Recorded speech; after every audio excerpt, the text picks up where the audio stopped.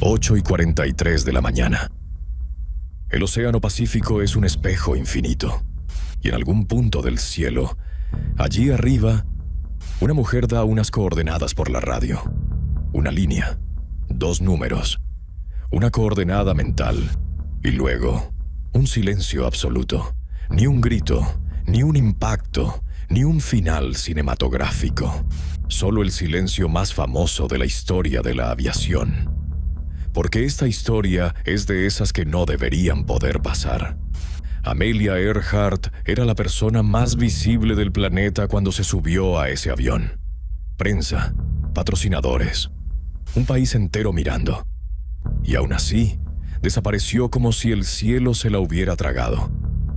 Y lo peor es que técnicamente estaba cerca, tan cerca que aún se siente. Howland era el objetivo. Una isla pequeña, perdida en la nada.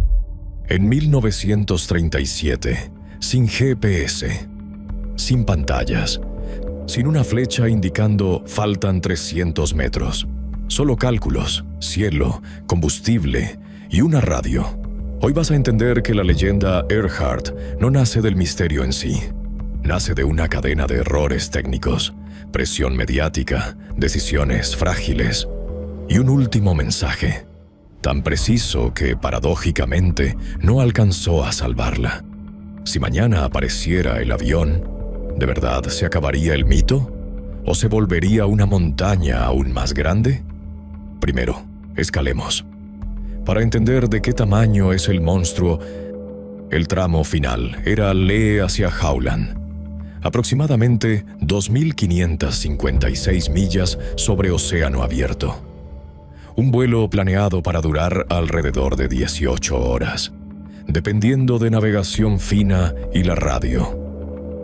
Un solo error pequeño, repetido por horas, se convierte en kilómetros de errores. Y de kilómetros de errores pasa al vacío absoluto. En la fase final, todo se redujo a 2 cosas. 1. Encontrar con los ojos una isla diminuta en un mar infinito. 2. Cerrar el circuito de comunicación con el barco que la esperaba, el Itasca, que estaba listo para guiarla. Pero ese circuito no cerró. Imagina una regla invisible cruzando el Pacífico. Eso es una línea de posición.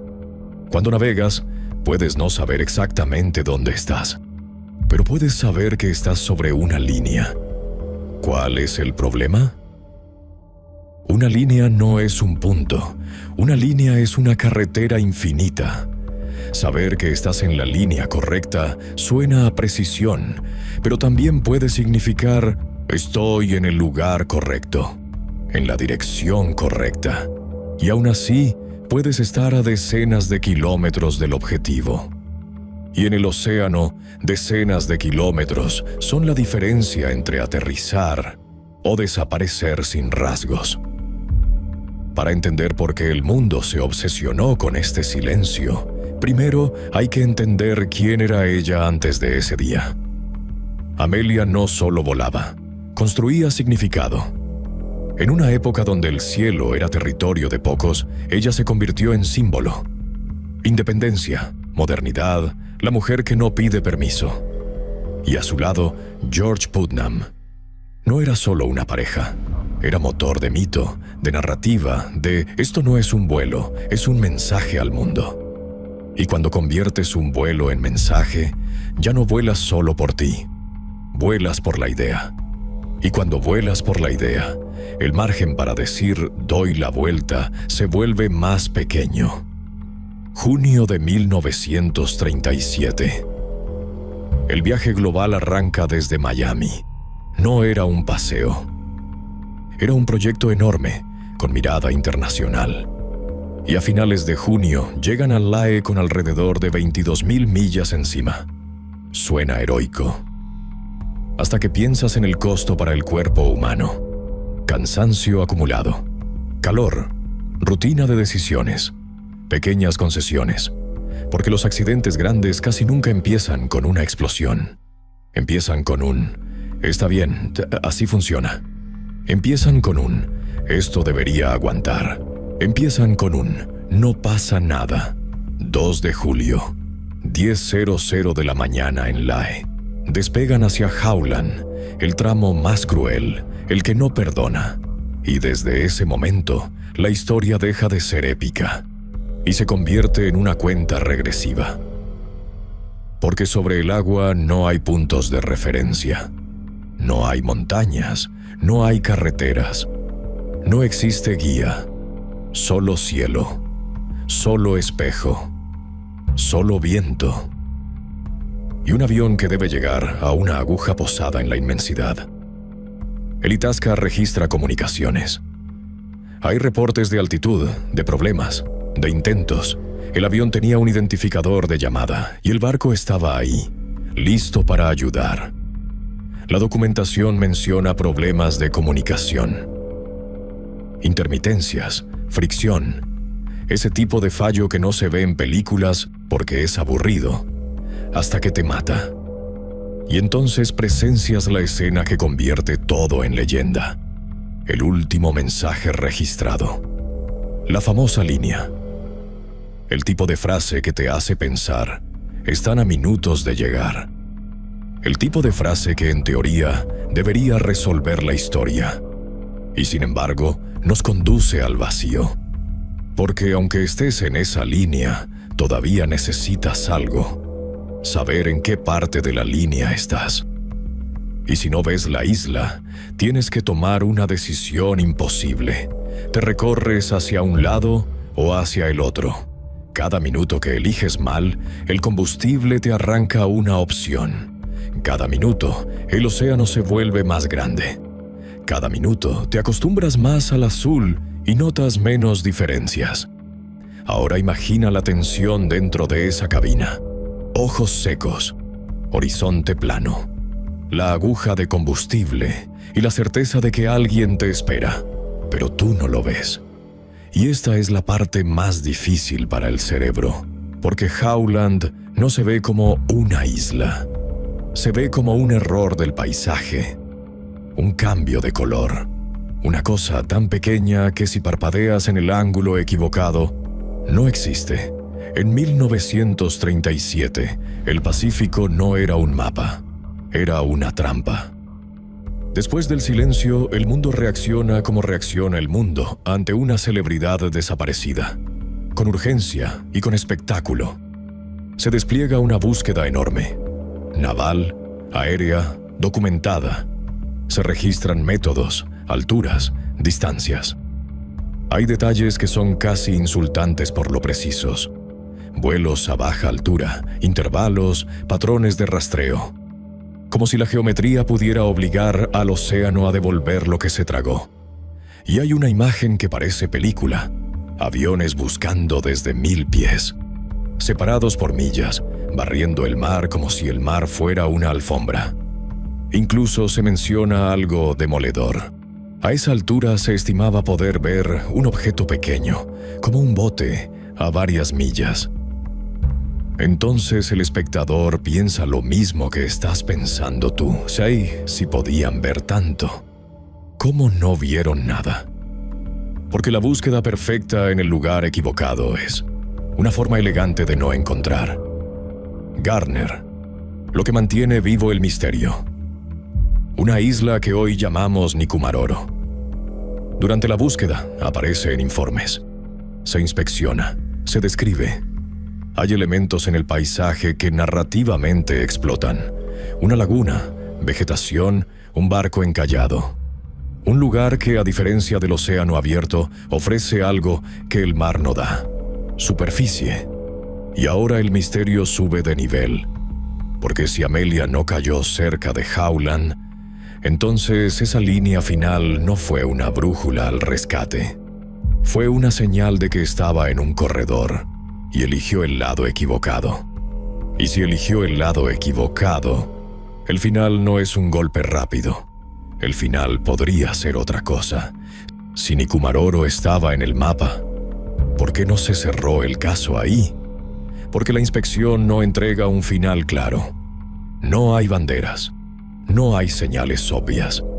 No hay un avión esperándote, como en un guión bien escrito. Hay descripciones, hay potencial, hay un podría. Y el podría es gasolina para el mito. Y entonces la historia salta en el tiempo. Aparece la promesa de una prueba. Restos humanos reportados en Nikumaroro. Un hallazgo que si se sostuviera cambiaría todo.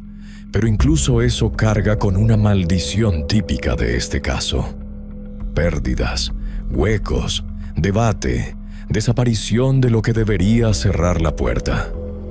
Como si la historia tuviera una regla. Cada vez que te acercas a una respuesta, la respuesta se convierte en niebla. Y eso no es solo cosa del siglo pasado.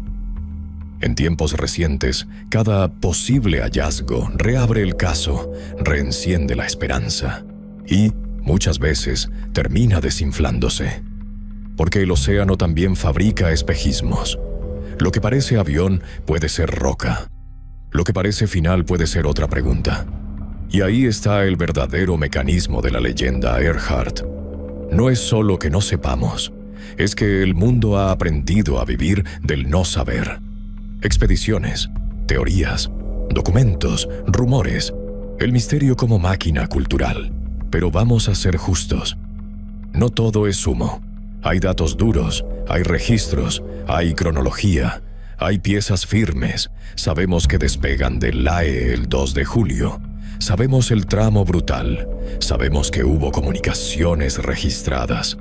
Sabemos que el último contacto deja esa línea como último clavo. Sabemos que se hizo una búsqueda masiva y que se abandonó oficialmente el 19 de julio de 1937. Sabemos que legalmente la historia se cerró en 1939.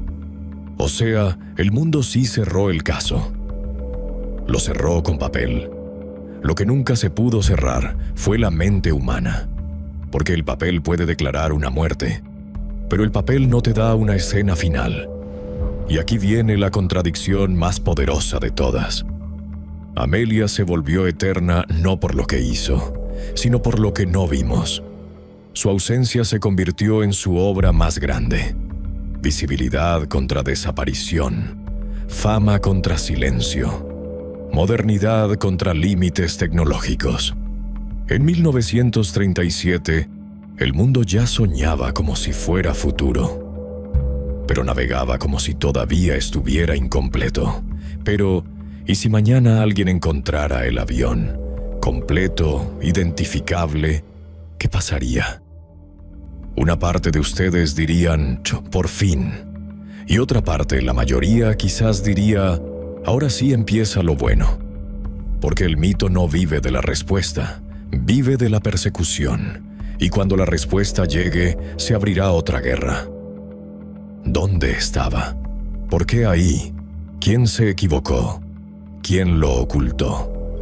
Y de pronto el misterio no muere, cambia de forma, como una sombra que solo necesita otra pared en donde reposar. Tal vez sea lo más humano de esta historia. Amamos la idea de que una frase precisa puede salvarnos. Amamos creer que si hacemos el cálculo correcto, si damos el mensaje correcto, si seguimos la línea correcta, el mundo responde. Pero a veces el mundo no responde. A veces la línea existe y la isla no aparece. A veces está cerca y no es suficiente. Y por eso Amelia Earhart no es solo una desaparición. Es un espejo. El espejo de nuestros límites, el de nuestra necesidad de cierre, el de la forma en que convertimos un vacío en una leyenda. Oh, ¿tú qué opinas? Déjamelo saber en los comentarios. Si te gustó este video, apoya al canal suscribiéndote. Así seguiremos subiendo nuevos misterios. Y cuéntame, ¿hay alguna historia específica que deseas que narremos para ti? Te mando un abrazo.